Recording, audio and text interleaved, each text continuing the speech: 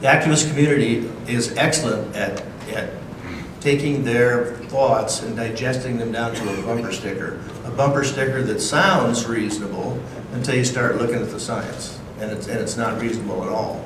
So there's a number of ways we need to combat the bad science that's out there. And, you know, it's the old story, follow the money.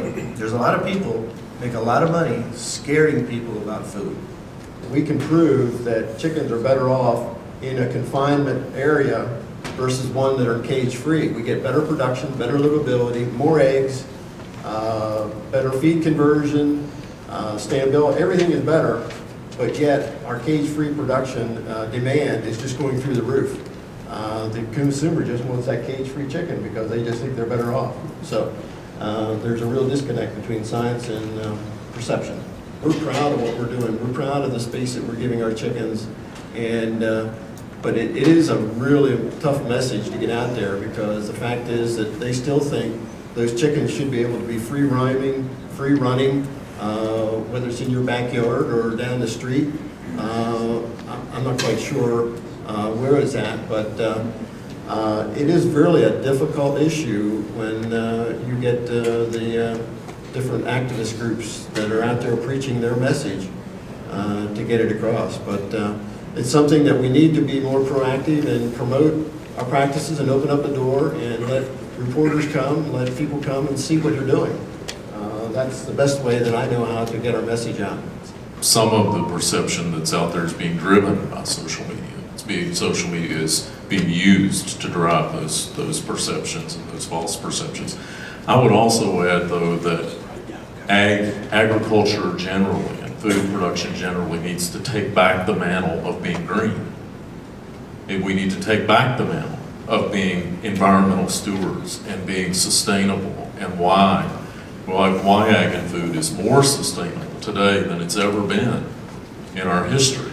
And we need to take that environmental green mantle back, because it's been taken away. It seems that in the U.S. we always have another wave of innovation, and you don't really see hotbeds of innovation that we have in the U.S., whether they come out of agriculture, out of traditional disciplines, or like in the area that I'm working in now in Silicon Valley with digital agriculture and digital technologies.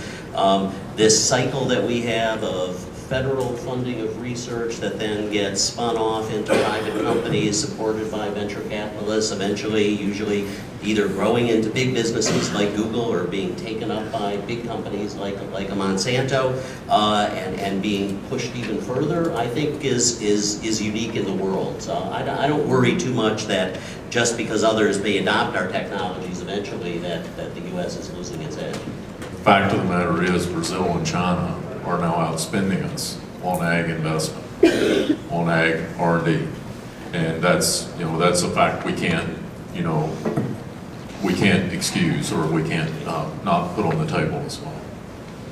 Even though I'm working now at sort of the high-tech end of agriculture, where we certainly need to attract and hire software engineers and data scientists, I can tell you at every level of agriculture, it's as much the traditional agricultural sciences, plant pathologists, entomologists, agronomists, soil science is in desperate need, but is a hugely valuable science for us for all the tools that we work with. So I think public research is critical, and even more critical now. The thing that many people in production agriculture are wrestling with now is some sort of transition program. And it's not because there aren't young people out there wanting to be producers of food. It's because that the capital cost is just, you just can't overcome the capital cost barriers. It's the same thing that happened to, when I was growing up, we had all the mom and pop shoe stores, hardware stores, lumber stores, plumbing shops, and now they're, Hardware Hank, Menards, Home Depot. And what happened was, Ma and Pa had the lumber yard, and they had a couple $100,000 worth of inventory there, but the next generation can't come in and buy that inventory and make a profit. If the inventory is paid for, it's okay. And that's the way farming is today. Farming is about the last bastion of the Ma and Pa business.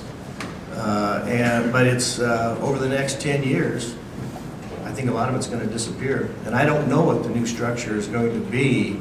The new Menards, McDonald's structure of food production is going to be. Agriculture's already engaged. The ag community is probably one of the most engaged sectors in public policy that we see here in Washington. But make sure that when you have priorities, that those priorities are expressed in a way that you don't run all over each other either.